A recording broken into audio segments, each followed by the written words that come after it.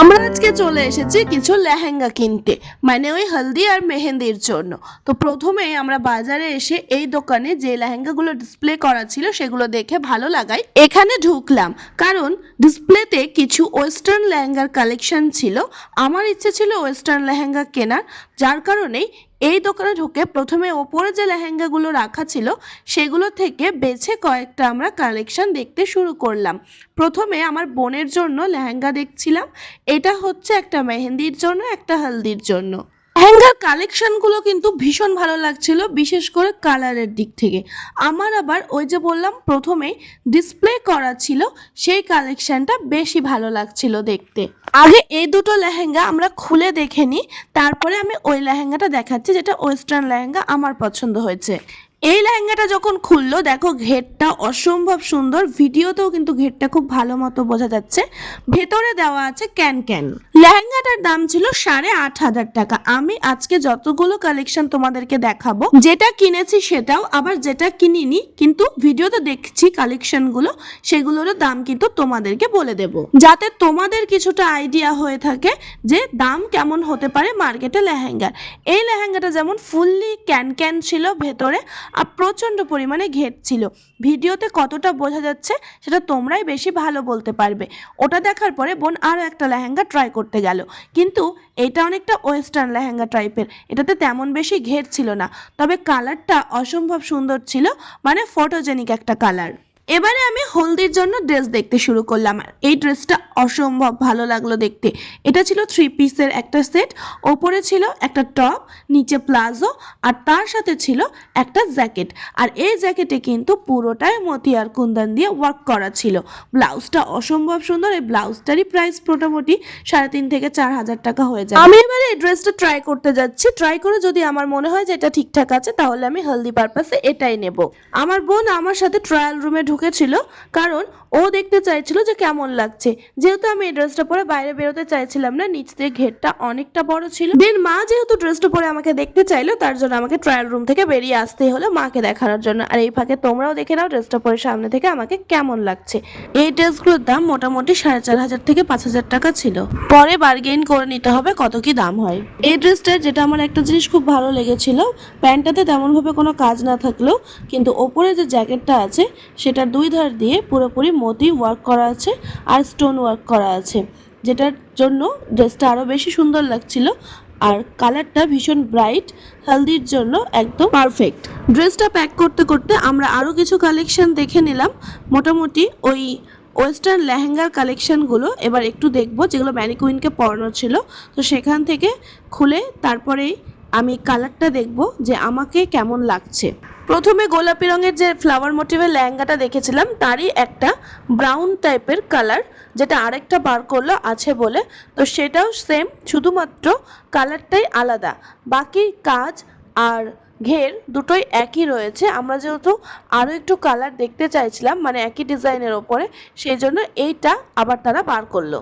Light colour এখন অনেক বেশি ট্রেন্ডিং, তাই লাইট কালারের ওপর কিছু দেখতে চাওয়ায় একটা সি গ্রিন কালারের লেহেঙ্গা বার করলো, যেগুলো মোটামুটি এই সেম প্রাইসের মধ্যেই ছিল, আর পুরোটাই রেড কালারের ওপরে কিন্তু কাজ করা আছে। ভিডিওতে তেমন ভাবে এই লেহেঙ্গাগুলোর গ্লসটা বোঝা যাচ্ছে না, কিন্তু সামনে থেকে এগুলো অনেক বেশি শাইনি আর গ্লসি। লেহেঙ্গাগুলো শুধুমাত্র হাতে ধরে দেখলেই তো হবে না, একটু ট্রাই করেও দেখতে হবে, কারণ এর কতটা ঘের আছে আর কতটা লেন্থ আছে। এই সি গ্রিন কালারের লেহেঙ্গাটা অনেক বেশি গ্লসি ছিল, তবে কালারটা ভীষণই লাইট আর কাজগুলো কিন্তু ভীষণই নিখুঁত ছিল। আর আরো একটা প্রথমে যে পিঙ্ক কালারের লেহেঙ্গা দেখেছিলাম, ঠাসা ফ্লাওয়ার মোটিভ কাজ করা ছিল, সেটাও দেখতে চাইলাম যে কতটা ঘের হতে পারে।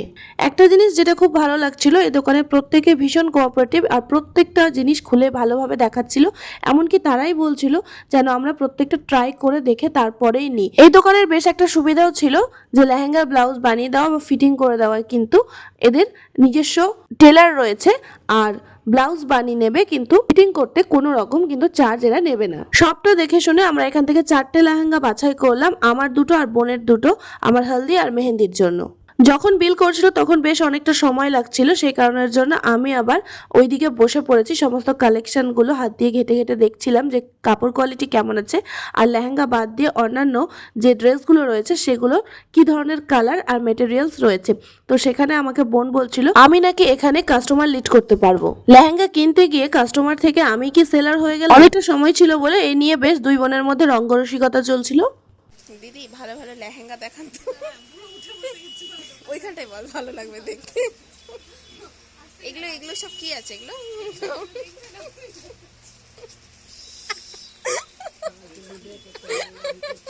তো ফাইনালি পেমেন্ট আমরা করে দিলাম, কিন্তু আমাদের আরও কিছু শপিং করার ছিল। আমরা একটু মার্কেটে যাব, বাট এতগুলো লেহেঙ্গা একসাথে হাতে ধরে নিয়ে মার্কেটের মধ্যে শপিং করা ইম্পসিবল ছিল। তাই আমরা সেখানে রিকোয়েস্ট করলাম যে আমরা যদি জিনিসগুলো রেখে দিয়ে যাই, তারপরে আমরা একটু শপিং করে এসে নিয়ে যাই, তো তারা সেটা মানবে কিনা। কিন্তু তাতে তাদের কোনো আপত্তি ছিল না, ফলে আমরা সেখান থেকে বেরিয়ে গেলাম আর গিয়ে মার্কেটে চলে গেলাম কিছু বাজার করার জন্য। তো তার আগে চা মুড়ি না খেলে তো বাঙালির আবার হয় না, সেই জন্য মা আর বোন একটা দোকানে বসে পড়লো চা আর মুড়ি খেতে। টিফিন সেরে আমরা একটু কিছু খুচরো জিনিসপত্র কেনার আছে সেগুলো নিতে যাব।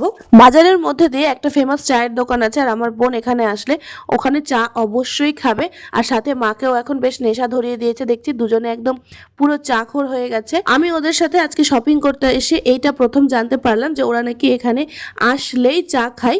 তো সেটা আমার অবশ্য জানা ছিল না।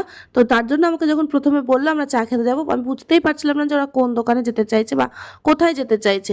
তো এটা হলো ওদের বেশ আড্ডা মারার জায়গা আর চা খাওয়ার জায়গা। এখান থেকে বেরিয়ে আমরা দোকানে চলে গেলাম। সেখানে গিয়ে কিছু জিনিসপত্র কসমেটিক্স বাজার করার ছিল, চুড়ি, মালা এবং নেল পালিশ, কানের যেগুলো আর কি যাবতীয় লাগবে, তো সেইগুলো আমরা এখান থেকে নিয়ে নিলাম। বোন যে লেহেঙ্গাগুলো কিনছিল তো সেগুলোর সাথে চুড়ি ম্যাচ করে নিচ্ছিল, আর আমাকে এখানে বললো চূড়া নিতে, মানে যেগুলো ওই লাল রঙের হয়। আর সাধারণত আমাদের বাঙালি বিয়েতে অবশ্যই এটা পরতে দেখা যায় না, কিন্তু এখন অনেকেই বেশ সাজগোজের জন্য এটা ব্যবহার করছে। তো আমি এই চূড়াগুলো দেখছিলাম, তো সেগুলো বেশ অনেকটা করেছিল এক একটা সেটের মধ্যে, আর আমার যে হাতের মাপ ছিল সেই হাতের মাপের খুঁজছিল, তো তার জন্য একটু টাইম লাগছিল। আর অনেকটা ওপর থেকে যেহেতু নামাচ্ছিল, আমার বেশ কালার পছন্দ ছিল যেগুলো, সেগুলো হলো একটু মেরুন কালার, খুব রেড কালারটা অবশ্য দেখতে ভালো লাগে না। আর আমার বোন এখানে লেহেঙ্গার সাথে ম্যাচ করে ওর চুড়িগুলো দেখছিল। চুড়ি আর চূড়া এই বাঁচতে বাঁচতে মোটামুটি আমাদের অনেকটা সময় লেগে গেল এই দোকানের মধ্যে। ডিজাইনটা দেখো দারুণ লাগছিল সত্যি, দেখতে এতটাই গ্লজি ছিল, তার জন্য আর এটা হাতছাড়া করতে চাইলো না মনটা। তাই বললাম যে এটা নিয়ে নে, আর ওরও এটা ভীষণ পছন্দ ছিল বলে ও নিজের হাতে পুরোটা ঢুকিয়ে নিয়েছে। এটা ও বিয়ের দিন লেহেঙ্গার সাথে পরবে। আজকে তো মোটামুটি হলদি আর মেহেন্দির শপিং আমরা করলাম, কিন্তু প্রণবের শপিং এখনো সম্পূর্ণটাই বাকি রয়েছে। আরও বিয়ের লেহেঙ্গা কেনা বাকি রয়েছে, রিসেপশনের লেহেঙ্গা কেনা বাকি রয়েছে। তো সম্পূর্ণ ভিডিওগুলো কিন্তু তোমাদের সাথে একটার পর একটা শেয়ার করতে থাকবো। কেমন লাগছে ভিডিও অবশ্যই কমেন্টে জানিও। টাটা।